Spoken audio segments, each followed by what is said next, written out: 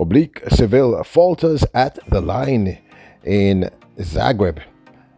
Omeniala wins. New world lead in the 2,000 meter steeplechase, or is it world record?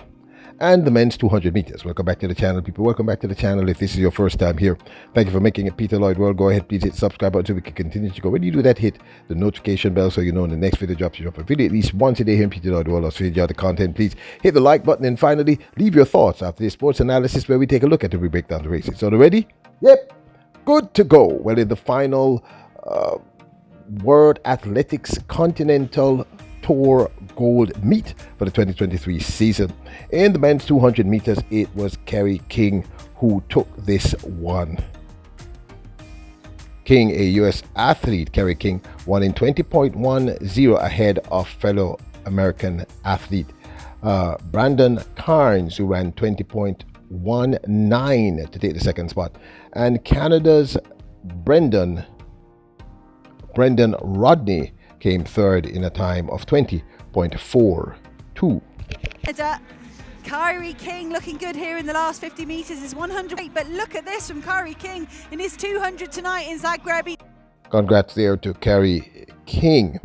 Now, a new world's best of 5 minutes 47.42 was done. Well, people, this, you know what, technically this is a world record, but it's really not a world record. Let me explain.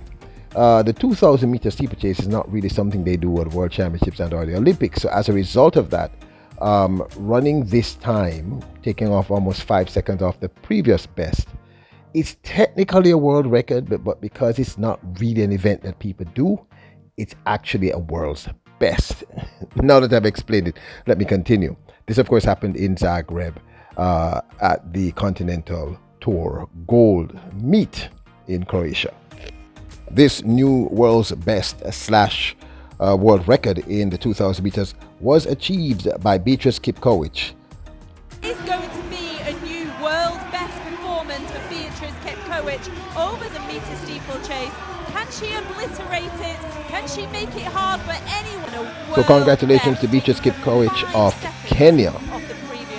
Now, Jamaica's Oblique Seville took on the World Olympic champion in the 100 meters, that's Lamont Marcel Jacobs, and Kenya's remarkable Omeniala in the men's 100 meters. But in this instance, Oblique Seville failed to launch. It was Ferdinand Omeniala of Kenya who took this one in a blistering sub-10 run, one of his best for the latter part of the season. In their third meeting since the World Championships, in this instance it was Kenya's Ferdinand Omeniala who won in 9.94, very impressive, with Jamaica's Oblique Seville coming second in 10.07 and Lamont Marcel Jacobs running 10.08 to take that third spot in the men's 100 meters over there in Zagreb, Croatia.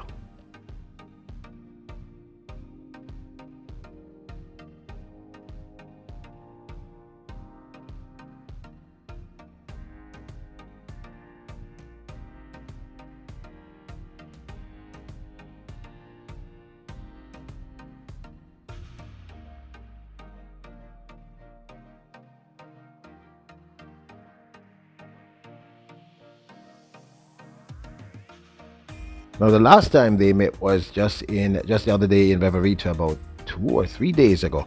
In this instance, it was Oblique Seville who won ahead of the Kenyan Ferdinand Omeniala.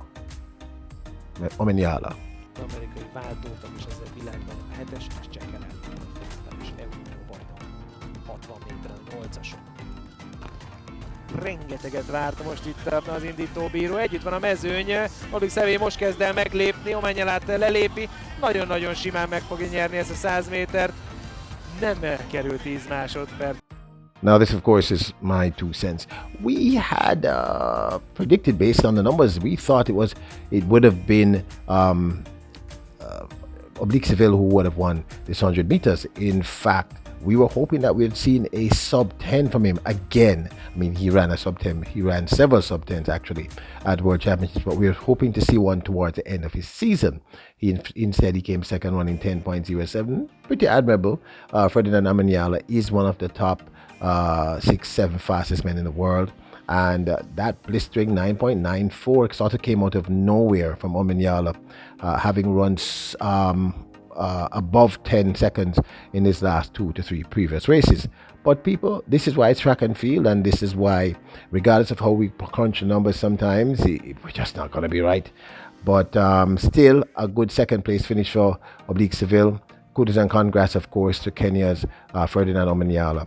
Lamont Marcel Jacobs has had a very bizarre season. It's just been sort of up and down for him. The Olympic gold medalist who represents for Italy came third, 10.08.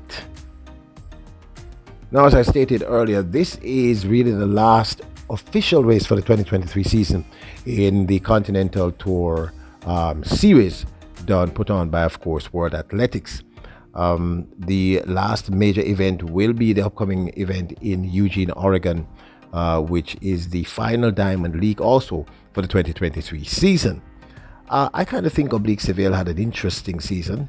As we all know, you all know by now if you're regulars here, and if you don't know, I should tell you, Oblique Seville was injured at least twice that we're aware of, and this sort of slowed down his preparation for the World Championships. I still think that when he went to World Championships, in that heat he just ran too fast. It was very, very hot there in Budapest, and in his first race in the men's 100 meters, he just went out too hard.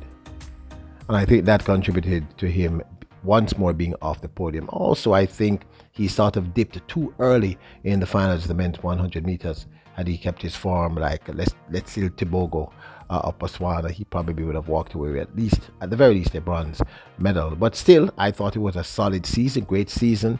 Not the way he wanted to end the season here in Zagreb. I'm certain he was hoping to run at least a sub 10 and of course win. But you know, you can't win everything, people. It's just not possible. I am very, very happy. I think I've said this in at least one previous video, that Glenn Mills is allowing him to do more on the circuit, because for the last couple of years Glenn Mills has sort of held him close to his chest.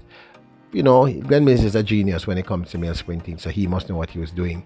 But I think it's always good for the athlete to go out there, get the experience, etc. And very importantly, make some paper, make some money. And Oblique Seville has won at least 3 of the last 4 races that I think he has been in. So he takes the second place spot here, running 10.07 behind Ferdinand Omanyala, who of course ran that blistering 9.94 to end his season, at least a Continental Tour section of his season. I believe Seville will be in Oregon, not sure, in Eugene that is. Hoping to see him there, but I am a little disappointed, to be honest with you. I really was hoping that he would have won, but I'm also excited in the sense that we've seen him run more than he has run in recent times, and he did well this season. He was off the podium in Eugene, but I still think, in my humble opinion, I don't know what you think, he did well. But this, of course, is my 2 cents. Now, don't forget to hit the subscribe button, hit the notification bell, hit the like button. Remember, you're royals, kings, and queens. Bless up!